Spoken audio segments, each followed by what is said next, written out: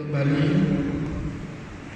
dalam surah Al-Hujurat ayat yang ke-11.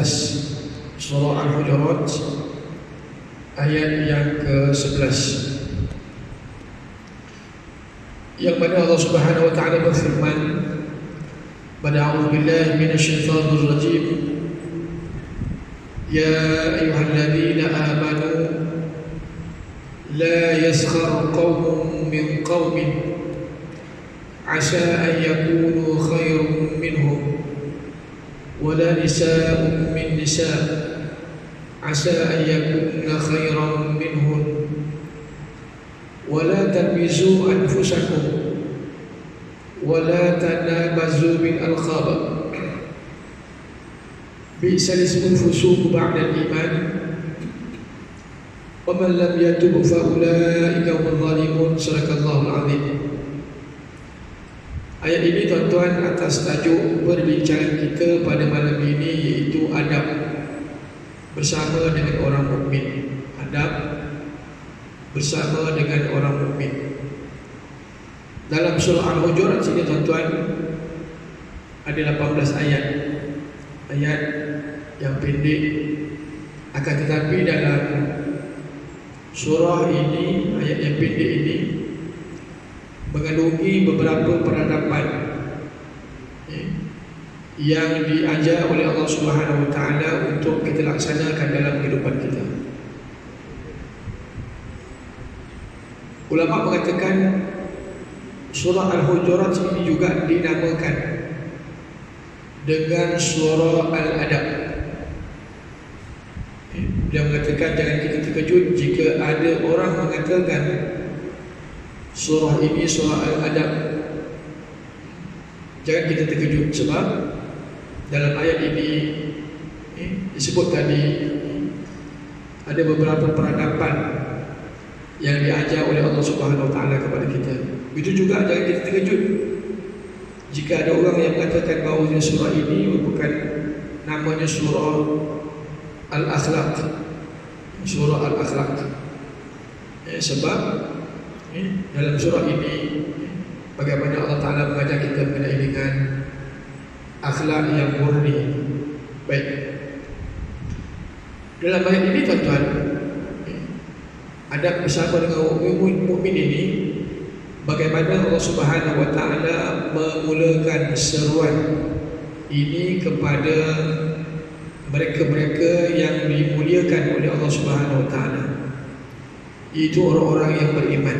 Ya ayyuhalladzina amanu, wahai orang-orang yang beriman. Sehingga kan Allah Subhanahu wa taala menyebut orang-orang beriman ini tuan-tuan di dalam Al-Quran ada 89 kali seruan Allah Ta'ala kepada kita orang-orang yang beriman.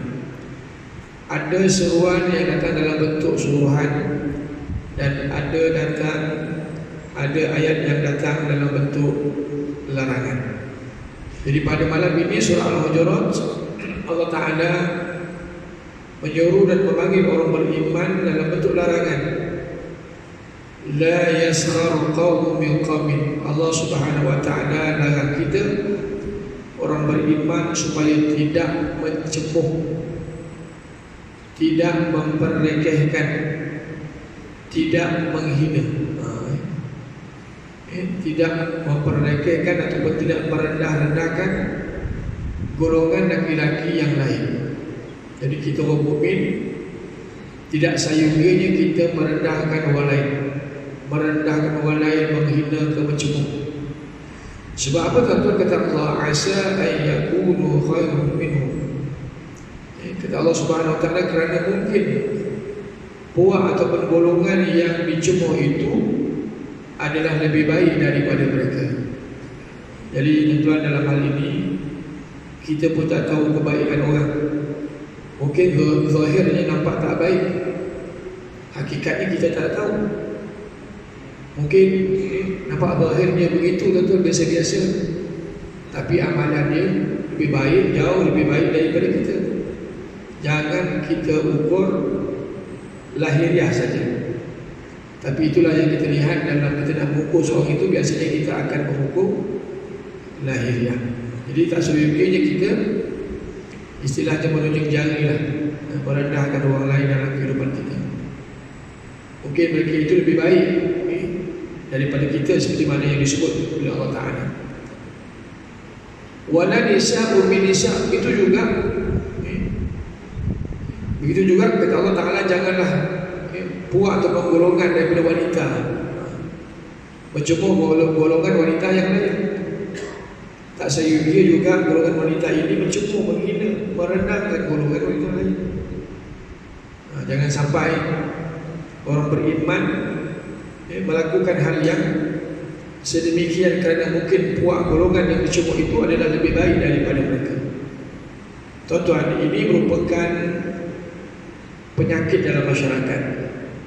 Ini merupakan penyakit dalam masyarakat. Dan penyakit ini, tuan-tuan, bukan penyakit baru. Malah penyakit ini sejak diturunkan oleh Allah Ta'ala ayat ini.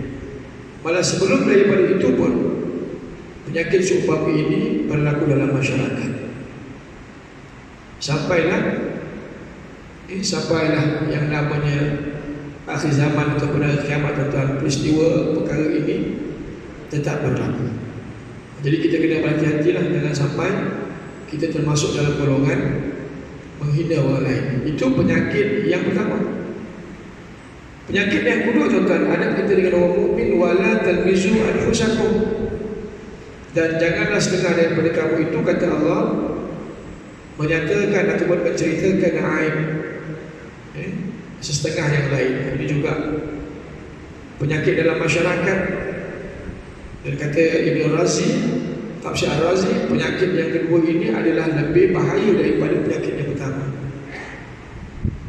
Sebab dia menceritakan tentang keaiban, bukan setakat hina, menceritakan keaiban seseorang itu, seada menghina itu di belakang seseorang yang dihina itu. Ini, tuan-tuan, yang kedua, penyakit ini adalah lebih bahaya, lebih bahaya daripada penyakit yang pertama. Jadi tak boleh kita jatuhkan aib orang. Sebab, tuan-tuan, aib kita juga banyak. Aib kita juga terlalu banyak.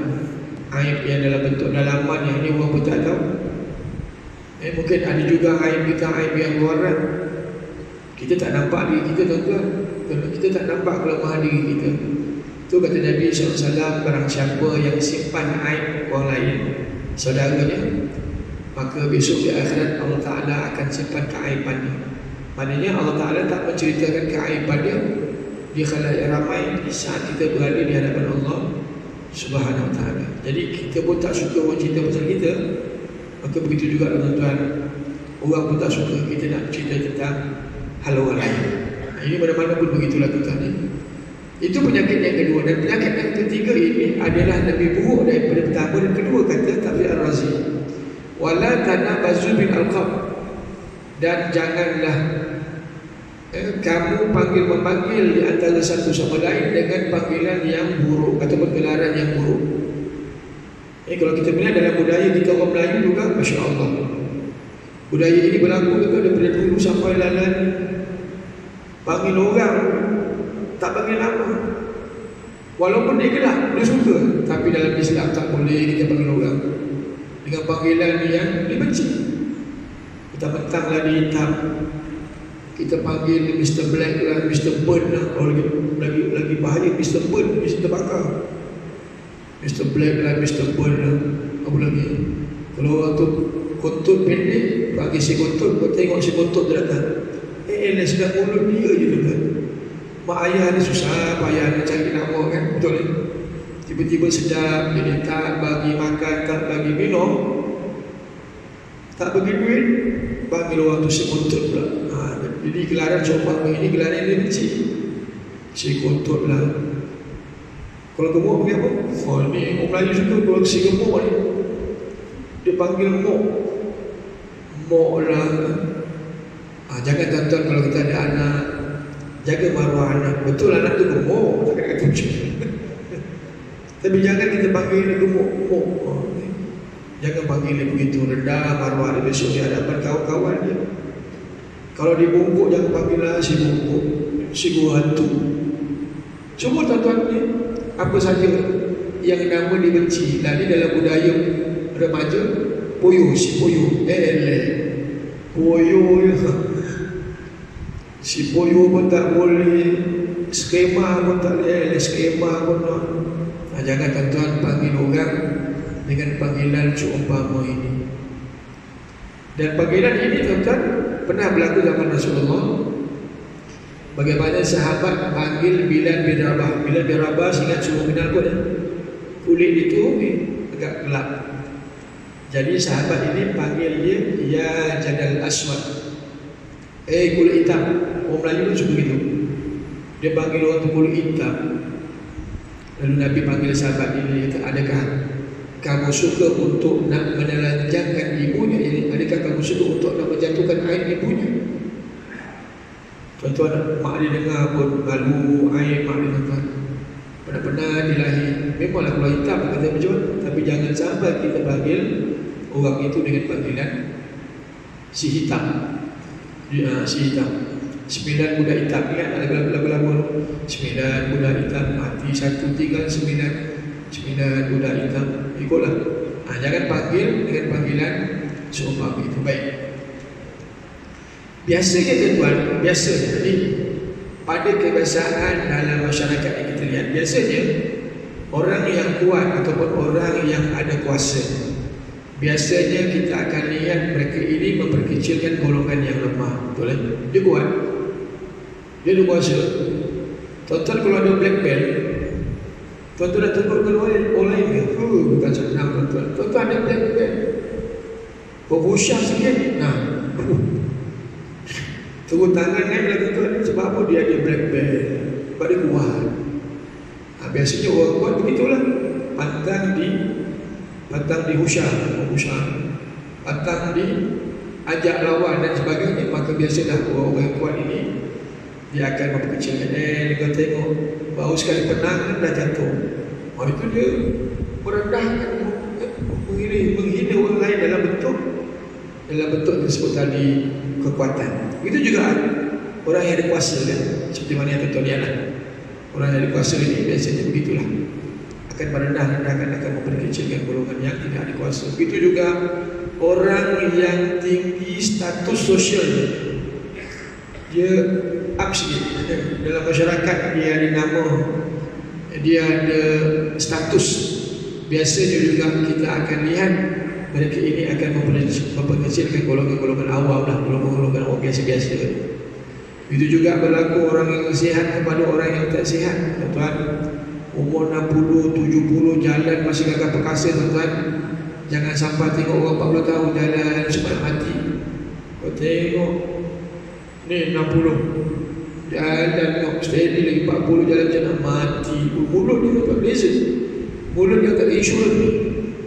Sedap mulut dia kata umur 40, tak jaga badan lah umur 40, itu ini dan sebagainya. Jadi ini semua tuan-tuan nak kena jaga. Begitu juga orang pandai kepada juga orang yang bodoh. Dia ngaji PhD, dia ngaji Masters, dia ada ijazah, dia ada SPM. Orang yang tak belajar, tak ada sijil. Dan kita lihat kadang-kadang juga berlaku dalam situasi ini. Kita tak mengaji, duduk diam-diam. Dia bagaimana? Kita belajar S1 kita dulu dia. Kita belajar SPM ini. Ada masalah sendiri mesti begitu. Tuan-tuan jangan belagak. Itu je. Nasihat boleh, jangan berlagak merendahkan golongan yang lain. Jadi begitu juga. Ini tidak terlepas juga kepada wanita. Wanita ni apa biasa kebiasaan mereka tuan, merendahkan, memperlagakkan golongan yang lain. Biasanya sudut apa tuan? Biasa wanita ni dari sudut kecantikan. Betul kata abang ni. Biasalah ni, biasa je kebiasaan ni. Perempuan jangan marah. Biasanya begitulah. Berlaku kepada mereka ini dari sudut kecantikan. Biasalah orang yang cantik, dia punya paras muka dia akan memperkecilkan golongan wanita yang gedempol lah. Muka dia pun tak cantik, muka dia tak touch up, tak pakai Nurasyah lah. Tak pakai Nurasyah. Muka dia kusam, dia muka kelan dia. Dia kata muka.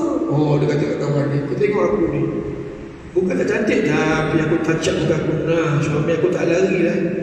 Engkau, orang kata, umur 30, badan dah macam nangka lah.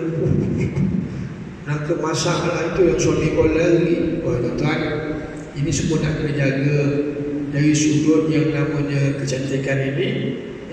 Jangan sampai kita menghina golongan yang tak cantik.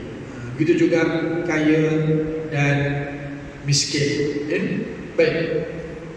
Ini semua tuan-tuan yang kita sebut tadi, itu bukanlah satu ukuran yang sebenarnya daripada pandangan Islam.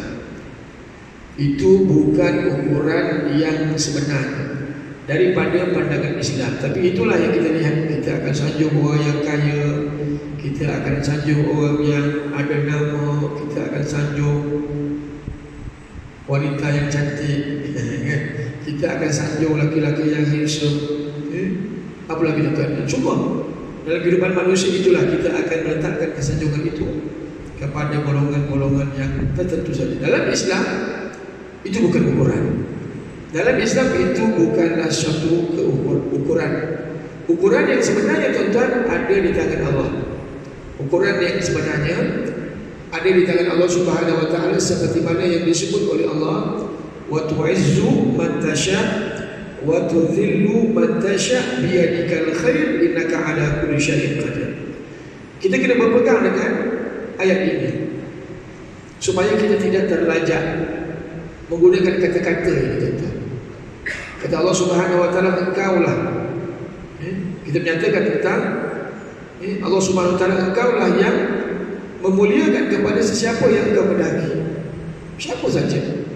Dulu waktu tak ada nama, dulu waktu lekeh, Allah Taala angkat orang tu. Dalam kehidupan kita, golongan apa tu, individu yang tak ada apa tu tuan, tiba-tiba Allah Taala boleh angkat dia. Jadi golongan, jadi orang yang mulia, jadi orang yang disanjungi. Dulu tak ada apa pun. Betul? Tak ada apa pun. Wa tuzillu man tasha, dan Allah Subhanahu wa taala boleh menghina kepada sesiapa yang Allah Taala kehendaki. Daripada satu tahap kemuliaan yang dia ada, tuk Allah Taala hina dia. Sehina-hinanya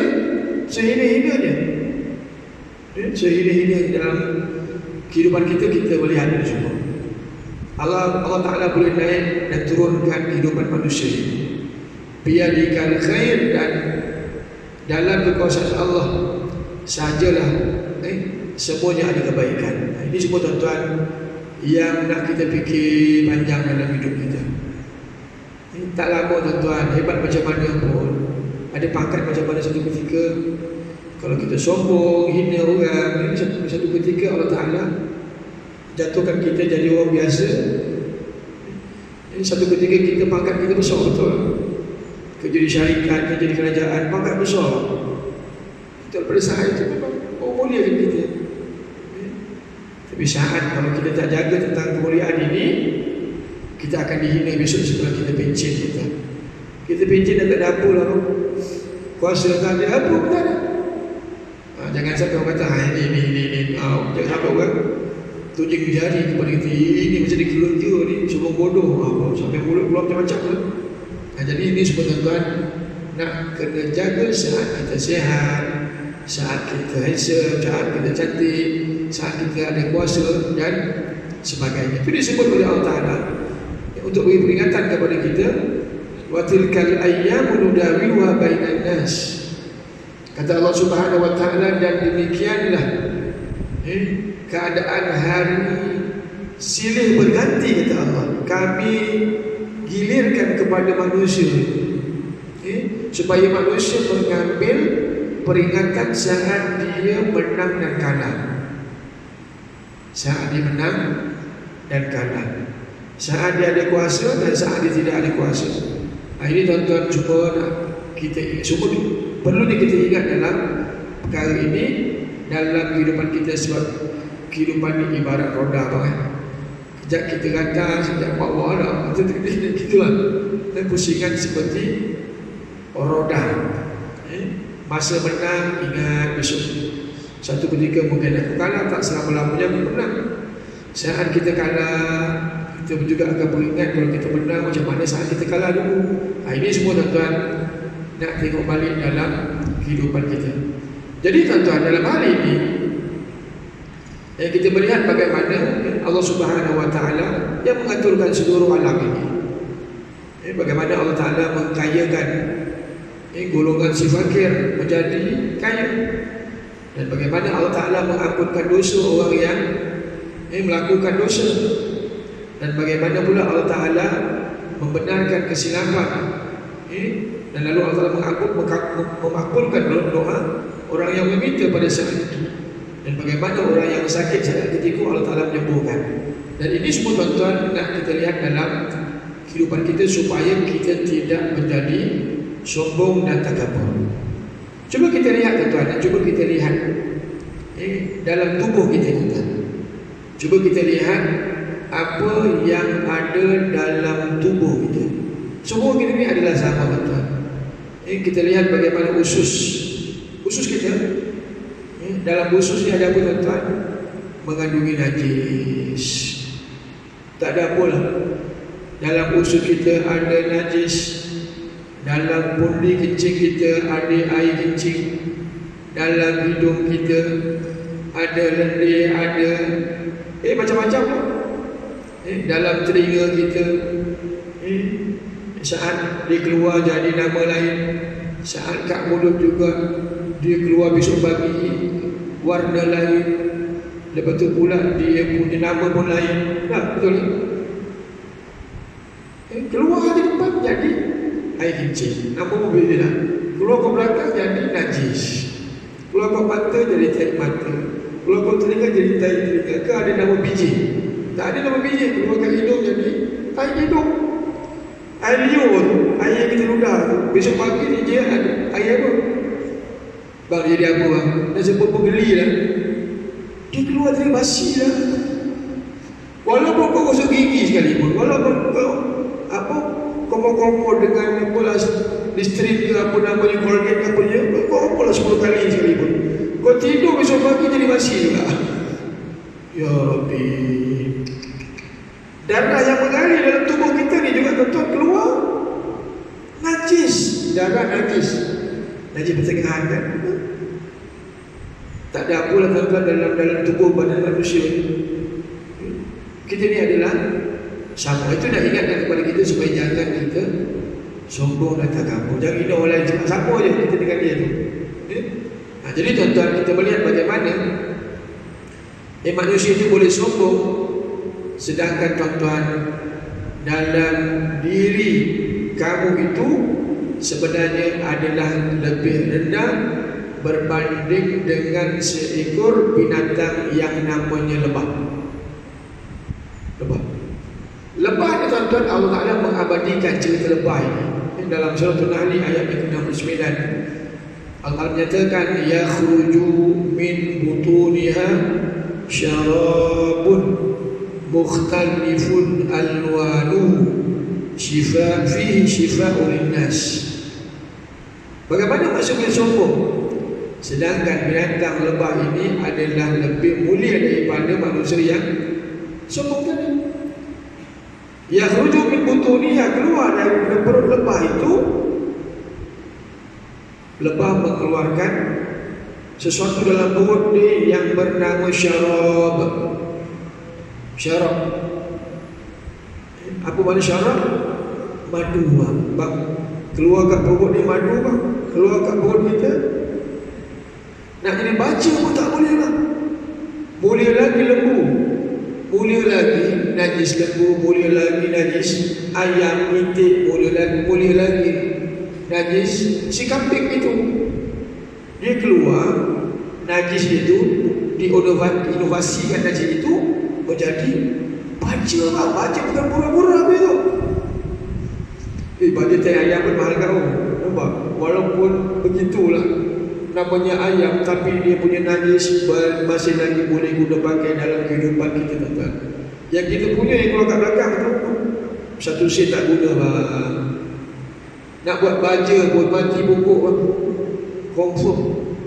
Tak tahulah kalau tuan-tuan ada inovasi baru boleh buat, wallahu a'lam, memang kaya lah lepas ni. Air najis kecil kita pun letak kat pokok confirm mati lah tuan-tuan. Tak ada apa-apa yang nilai kemuliaan pada diri manusia. Itu tuan-tuan nak tengok balik Allah lah. Tak ada apa aku ni, tak ada apa sebenarnya. Keluar daripada perut lebah itu jadi madu. Bukan bermadu, madu bang. Dan madu itu kata Allah Ta'ala mukhtalifun alwanu, color dia pula berbeza-beza. Betul tak? Siapa yang kata madu dia tahu? Ada madu warna putih. Ada putih. Ada kat pasar malam. Kalau kau ke pasar malam kau jumpa lah. Ini muka kasih pasar malam tu kau jumpa lah. Madu warna putih. Bila ditanya ni untuk siapa ni? Dia kata untuk kanak-kanak. Dia batu-batu eloklah minum madu putih. Ya ke? Kita pun tak tahu. Wallahualam. Ada madu warna coklat pekat. Ada madu warna coklat cair.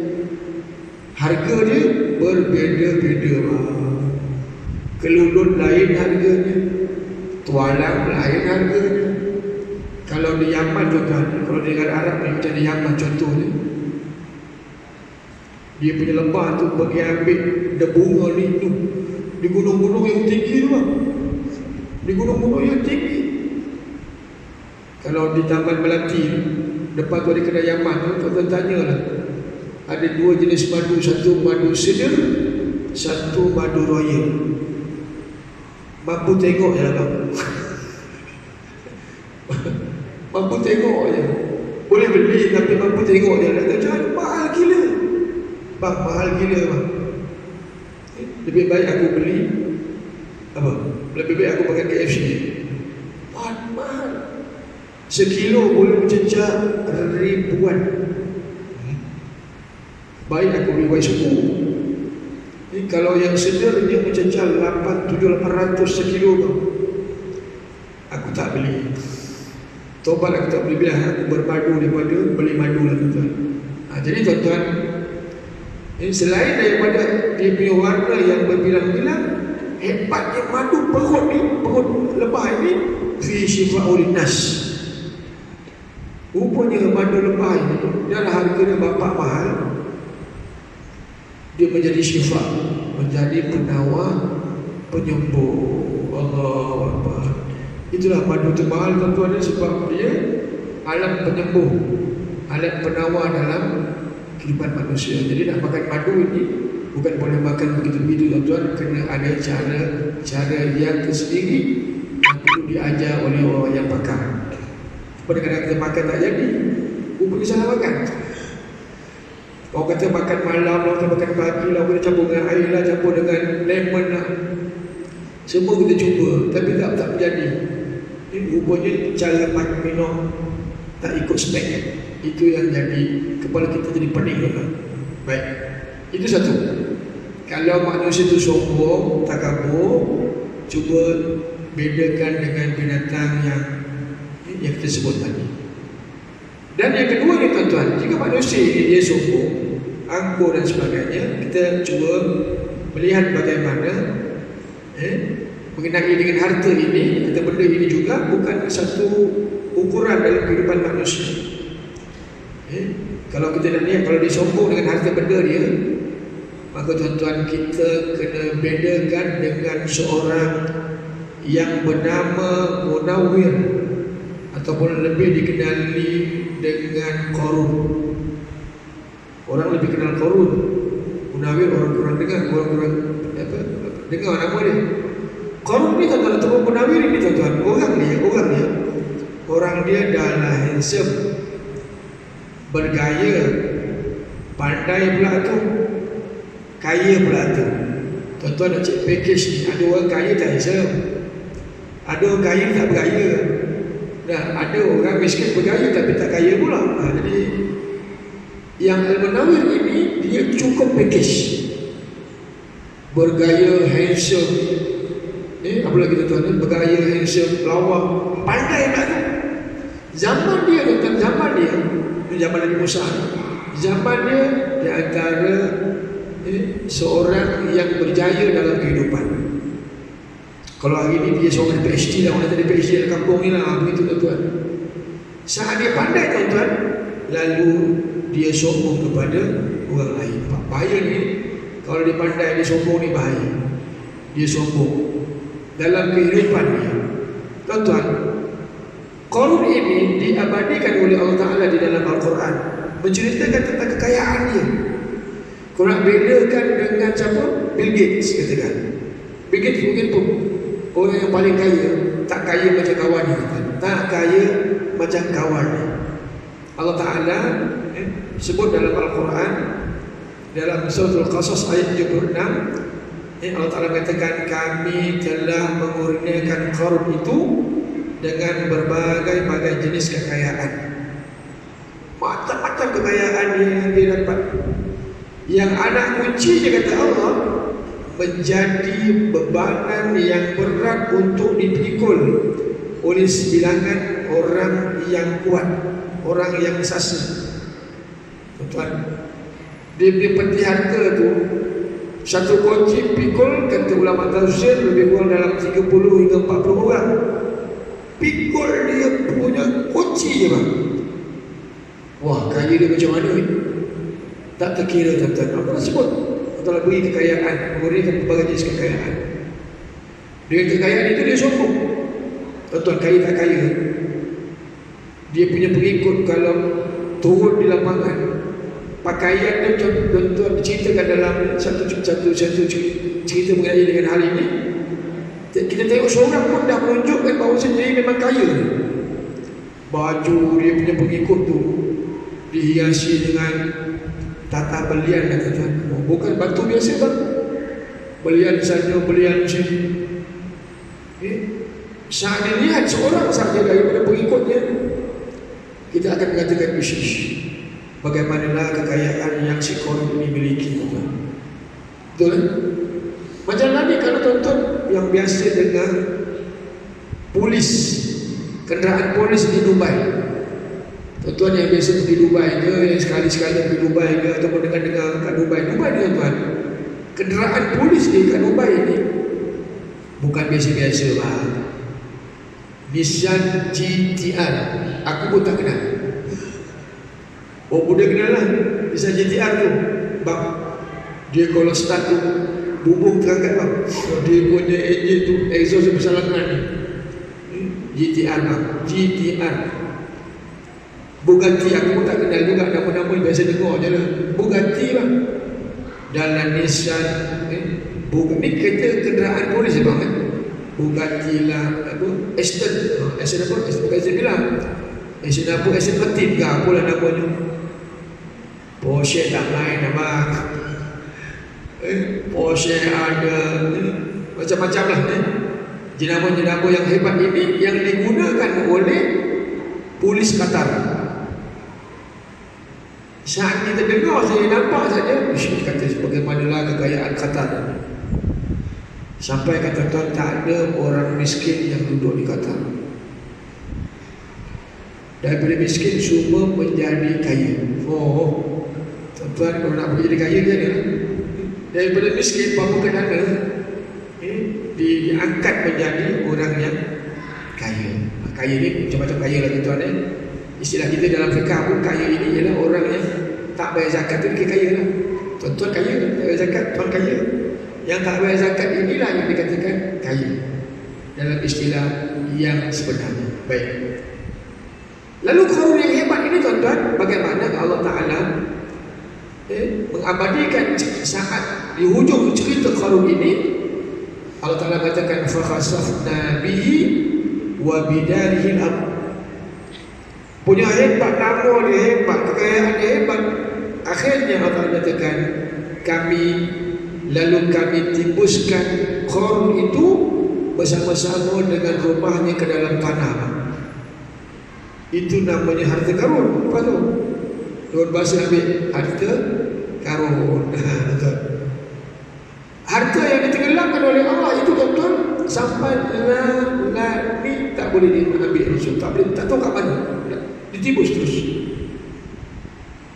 Nama Qarun ini bukan nama yang mulia. Setelah kita dengar kesombongan apa yang dilakukan oleh beliau itu, maka hari ini tuan-tuan, Qarun tak adalah nama yang diangkat sanjung dan sebagainya. Mati tertimbul sebab sombong. Baik. Begitu juga dengan kekuasaan. Kalau orang sombong dengan kuasa kita tuan, ingat kuasa bukanlah jaminan seseorang itu. Dan kita lihat bagaimana Firaun yang memiliki kuasa jauh lebih hebat. Firaun dia memiliki kuasa jauh lebih hebat, ratusan tahun mentadbir Mesir itu. Setiap kali pilihan raya tak pernah kalah, menang tuan. Oh, memang tak ada pilihan raya kat sana. Siapa boleh berani nak lawan Firaun ni? Siapa berani nak lawan Firaun? Yang berani Nabi Musa yang tuan alaihi salam. Dan kita lihat bagaimana kesombongan Firaun itu saat dia berkata kepada rakyatnya, ya, seperti mana yang disebut oleh Allah Subhanahu Wa Taala. Ini Firaun menyeru dan mengisytiharkan kepada kaumnya. Dikata kepada kaumnya, bukankah kerajaan Mesir itu aku yang menguasainya? Dalam keadaan sombong dia mengatakan demikian. Dan sungai-sungai inilah yang mengalir di bawah istanaku. Tidakkah kamu melihat itu? Tuan-tuan, zaman tu istana yang dia bina ada anak sungai yang mengalir. Wah, tuan-tuan pernah pergi tak Masjid As-Salam Puchong? Pernah dengar ke? Tak pernah dengar ke? Pernah ada pergi ke atau tak pernah pergi? Masjid As-Salam Puchong ni tuan-tuan, dia dibina di atas tasik bang. Tasik ada masjid atas dia. Wah, kalau lah tu rumah aku tu memang memang bangga habis lah. Bawah ni tasik, lepas asar boleh berjoran lah. Dulu lah, hari dah tak boleh. Lepas asar aku duduk kat beranda tu boleh pancing bang. Sebab dalam tu tasik. Masjid Kristal di Terengganu. Siapa orang Terengganu? Atas laut lah. Nampak? Maknanya pembinaan dia itu cukup strategik dan cantik. Bagaimana tuan-tuan seorang itu dimiliki rumah yang di bawahnya tasik dan sebagainya. Jadi Firaun dia sombong dengan kedudukan dia, kuasa yang dia ada. Akhirnya bagaimana Allah Ta'ala menyatakan dalam Al-Quran, fa'arahnahu ajma'in, maka kami tenggelamkan Firaun bersama dengan bala tenteranya sekali. Jadi Firaun ini tuan-tuan, dia mati dalam kehinaan. Walaupun pengikut dia ramai, walaupun kuasa dia besar, akan tetapi tuan-tuan mati dalam keadaan sehina-hinanya, ditenggelamkan oleh Allah Subhanahu Wa Ta'ala. Bukan dia seorang, malah dia punya cuak-cuak, puak-puak yang menyokong dia pada saat itu juga ditenggelamkan oleh Allah Subhanahu Wa Ta'ala. Siapa nak bangga dengan kuasa yang ada, tuan-tuan, tak boleh challenge dengan Firaun. Dan seterusnya tuan-tuan, jika kekuatan itulah menjadi ukuran dalam kehidupan manusia, dia kuat. Kalau kekuatan itulah menjadi ukuran dalam kehidupan manusia, cukuplah kekuatan yang ada pada Raja Namrud bin Kan'an. Raja Namrud bin Kan'an juga pada zaman Nabi Musa AS, Nabi Ibrahim AS. Namrud bin Kan'an ni tuan-tuan, Namrud bin Kan'an ni, dia punya hebat, kekuatan yang dia ada tu, sehingga digelar sebagai mighty hunter. Jawa kata mighty hunter. Itu seorang pemburu yang sangat hebat.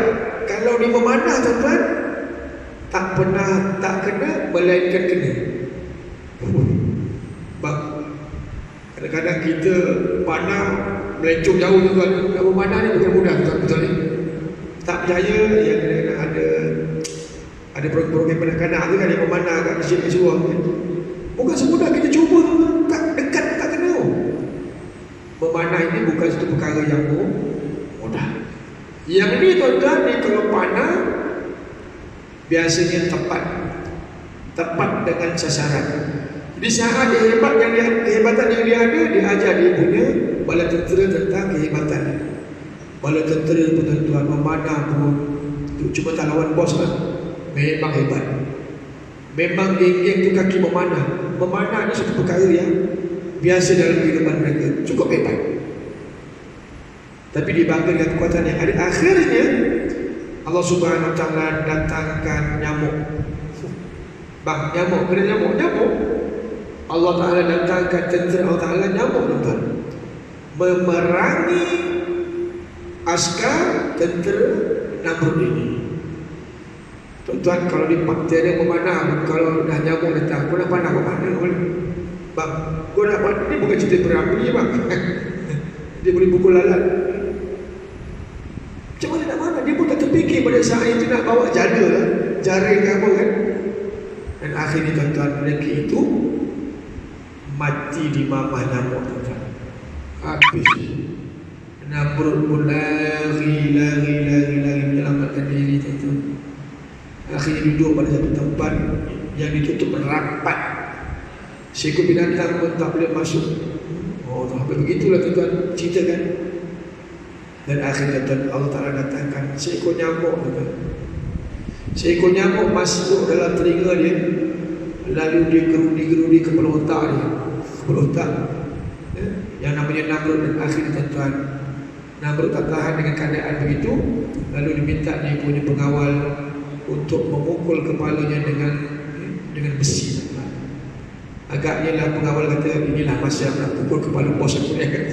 Agaknya kata begitu agaknya kan. Dia tak tahan, pening kepala, stres. Lalu dihantar dengan cukup besi. Okay, kita pergi lalu sebentar. Okey. Dengan seekor nyamuk. Jadi tuan-tuan, dalam hidup kita pun juga beringat ada seekor nyamuk yang namanya Aedes tuan dalam hidup kita ni. Kalau kita terlalu sombong dalam hidup ini, Allah Ta'ala boleh hantar seekor nyamuk Aedes, dia akan dia boleh mematikan manusia tuan. Hanya dengan seekor nyamuk yang bernama Aedes. Jadi akhirnya tuan-tuan, saya sebut di sini ialah ukuran yang sebenarnya dalam Islam ialah apa yang disebut oleh Nabi SAW, Innallaha la yanzuru ila suwarikum wala ila amwalikum. Sesungguhnya Allah Subhanahu Wa Ta'ala tidak melihat kepada rupa paras kamu. Handsome macam mana sekalipun bang, handsome macam mana, macam Shah Rukh Khan sekalipun, Allah Ta'ala tak tengok. Cantik macam mana sekalipun, macam-macam, Allah Ta'ala tak tengok. Ingat, muka bukan jadi ukuran dalam kehidupan kita buat mukmin. Begitu juga dengan harta. Allah Subhanahu Wa Ta'ala tak melihat sebanyak mana harta yang kita ada dalam hidup. Sikit pun Allah Ta'ala tak melihat tentang sebanyak mana harta yang kita ada. Walakin, akan tetapi yang dilihat oleh Allah Subhanahu Wa Ta'ala ila qulubikum, apa yang ada dalam hati-hati kita. Dan saya pun tak tahu apa yang hati tuan-tuan ada, tuan-tuan pun tak tahu apa yang ada dalam hati saya. Itulah yang akan dinilai oleh Allah Ta'ala besok di akhirat nanti. Apa yang ada dalam hati kita, sama ada bersih ataupun kotor ataupun sebaliknya, itu yang akan dilihat oleh Allah Ta'ala. Wa a'malikum, dan juga Allah Ta'ala akan melihat apa tuan-tuan, amalan kita ni semua. Apa yang dah kita buat, apa yang kita beramal dengannya. Walaupun ilmu banyak tapi tak beramal pun tak guna. Di dalam hidup kita ini tuan-tuan, apa yang kita tahu dan kita cuba beramal dengannya, dan itulah yang tuan-tuan yang akan dinilai oleh Allah Subhanahu Wa Ta'ala di akhirat kelak. Jadi begitulah tuan-tuan perbincangan kita mengenai dengan adab bersama dengan orang mukmin ini, insya-Allah. Dan masa kita jumpa lagi dan kita akan sambung